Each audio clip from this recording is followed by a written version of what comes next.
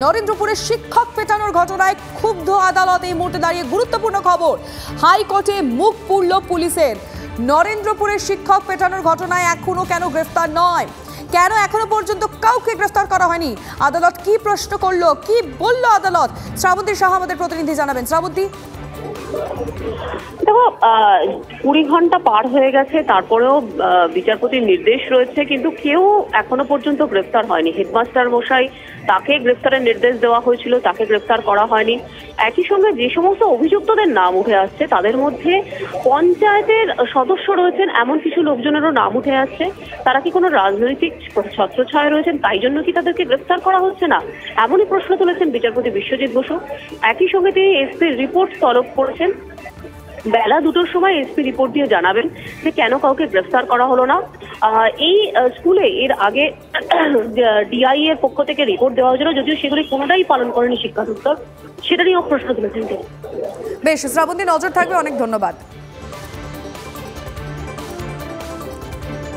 আমরা আরো একবার আপনাদেরকে জানিয়ে রাখতে চাইবো, 20 ঘন্টা পেরিয়ে গিয়েছে কিন্তু এখনো পর্যন্ত কেউ গ্রেফতার হয়নি। নরেন্দ্রপুরের শিক্ষক পেটানোর ঘটনায় ক্ষুব্ধ আদালত। যেমনটা একটু আগে শ্রাবন্তী বলছিল, একদম সময় বেঁধে দেওয়া হয়েছে। কার্যত হাইকোর্টে মুখ পুড়েছে পুলিশের।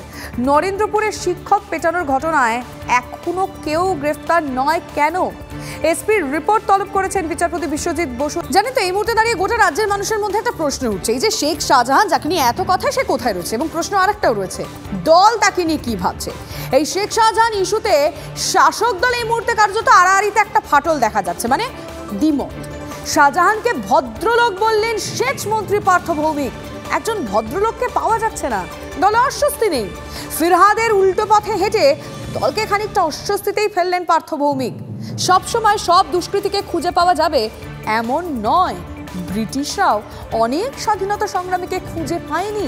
বহু রাজ্যে অনেক দুষ্কৃতী থাকে, সবাইকে খুঁজে পাওয়া যায় না, খুঁজে পায় না পুলিশ। হেভিওয়েট মন্ত্রী শোভনদেব চট্টোপাধ্যায়ের মন্তব্যে বিতর্ক। দলের অস্বস্তির কোনো ব্যাপার নেই, একজন ভদ্রলোক, তাকে পাওয়া যাচ্ছে না। এখন আমি যদি তাকে না পাই, আমাকে অন্য কাউকে দিয়ে কাজ চালাতে হবে। ভারতবর্ষের স্বাধীনতা সংগ্রামীদের দিনের পর দিন ব্রিটিশ সাম্রাজ্যবাদ খুঁজে পায়নি। এখনো পর্যন্ত বহু রাজ্যে বহু ক্রিমিনাল ঘুরে বেড়াচ্ছে। সবসময় যে খুঁজে পাবেন এর কোনো মানে নেই। অনেক রকমের টেকনিক্যালিটি বেরিয়ে গেছে, টেকনিক্যাল পদ্ধতি বেরিয়ে গেছে, সেখানে লুকিয়ে বেড়ানো যেতে পারে। কিন্তু যদি শেখ শাহজাহান যদি অপরাধ করে থাকে, তাহলে সেই অপরাধের জন্য কোর্ট তাকে যা সাজা দেবে সেটাই কাম্য আমার কাছে। কোনো রকমভাবে ব্যক্তিগতভাবে আমি এবং আমার মনে করি আমার দল ক্রাইমকে অথবা দুর্নীতিকে সাপোর্ট করেছেন এমন কোনো খবর আমার কাছে নেই। ফিরহাদ হাকিমের বক্তব্য, শেখ শাহজাহানকে নিয়ে আমরা অভিষেক বন্দ্যোপাধ্যায়কে বলতে শুনেছি তার বিষয়। আর এবার পার্থ ভৌমিক এবং শোভনদেব চট্টোপাধ্যায়ের বক্তব্যে নিঃসন্দেহে বিতর্ক আরও বাড়ল। স্বাধীনতা সংগ্রামীদের পাওয়া যায় না, আর একজন অর্থাৎ পার্থ ভৌমিক, তিনি বললেন যে ভদ্রলোক একজন পাওয়া যাচ্ছে না, তাতে দলের অস্বস্তি কি? নিঃসন্দেহে এই মুহূর্তে রাজনৈতিক মহলে যে তরজা শুরু হবে এই মন্তব্যকে ঘিরে, তা নিয়ে কোনো সন্দেহ নেই। কবির সুমনের শারীরিক পরিস্থিতি নিয়ে উদ্বিগ্ন মুখ্যমন্ত্রী। কেমন আছেন? মেডিকেল কলেজ কর্তৃপক্ষের কাছে ফোনে জানতে চান মমতা বন্দ্যোপাধ্যায়। এখনও সংকটজনক কবির সুমন, শ্বাসকষ্টের তীব্রতা কমেছে, বিছানা থেকে উঠে বসতে পারছেন গায়ক, তবে বিপদ এখনও কাটেনি।